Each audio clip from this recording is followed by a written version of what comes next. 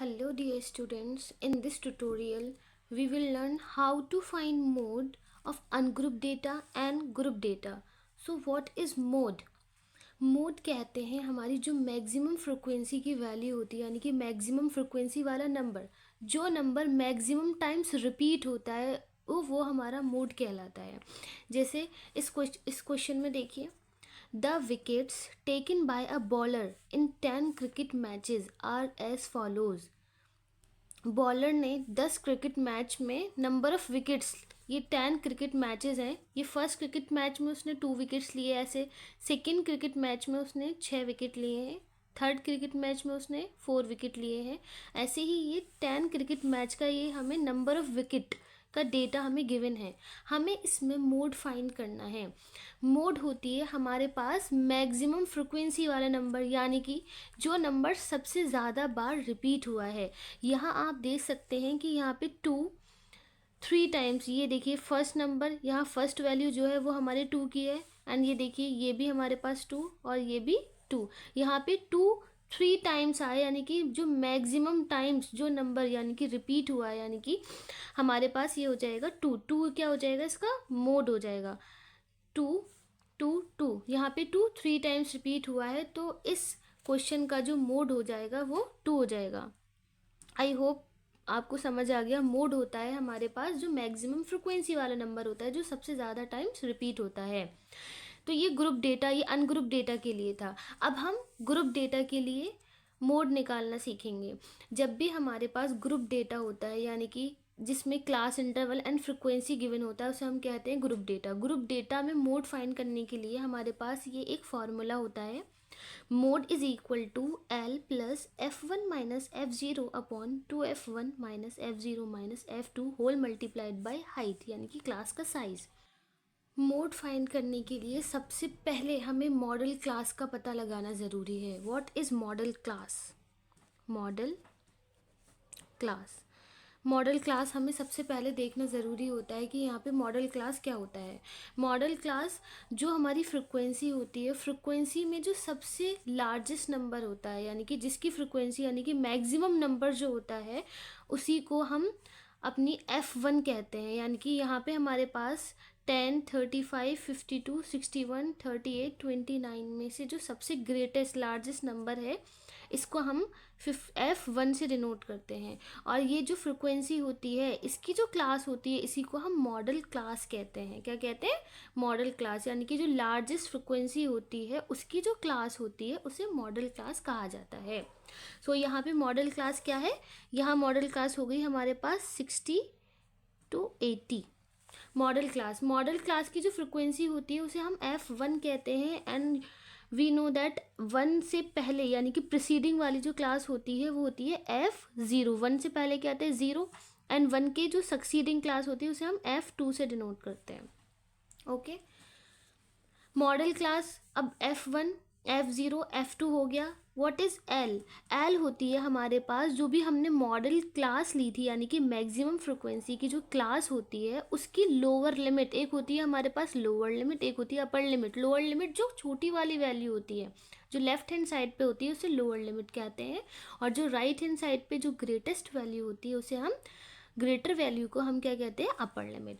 तो एल की वैल्यू यहाँ पे हो जाएगी हमारे पास 60। एल की वैल्यू हो गई है 60। अब बचा एच। एच होता है क्लास साइज।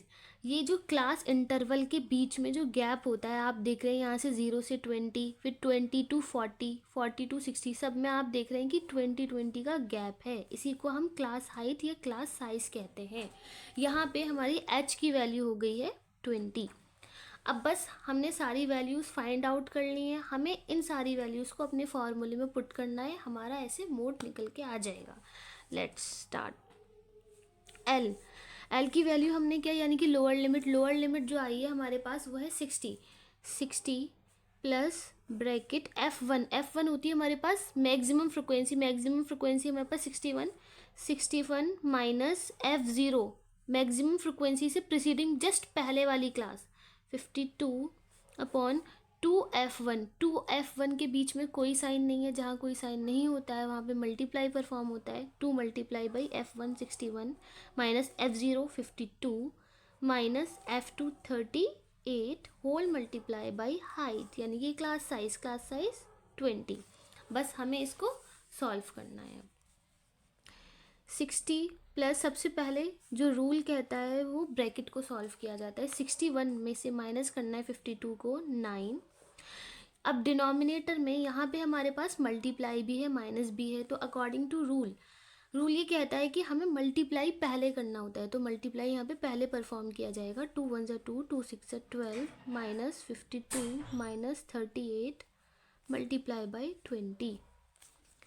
60 प्लस 9, 120 में से 52 को माइनस करना है, 2 में से 2 गए 0, 12 माइनस 5, 12 में से हम 5 को करेंगे 70 माइनस 38।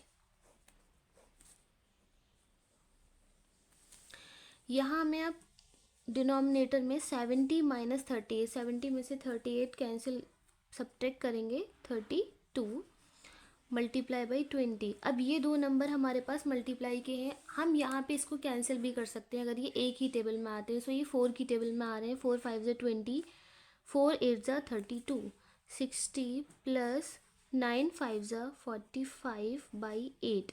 अब हम इसका एलसीएम ना लेके हम इसको यहीं के यहीं डिवाइड करा देते हैं, तो हम 45 को परफॉर्म करा देते हैं। 45 को डिवाइड करना है 8 से, 8 5 ज़ा 40 माइनस 5 बचे। अब ये नंबर छोटा आ गया है, जब हमारे पास छोटा नंबर आ जाता है फिर हम पॉइंट लगा के यहाँ पे 0 बढ़ा देते हैं।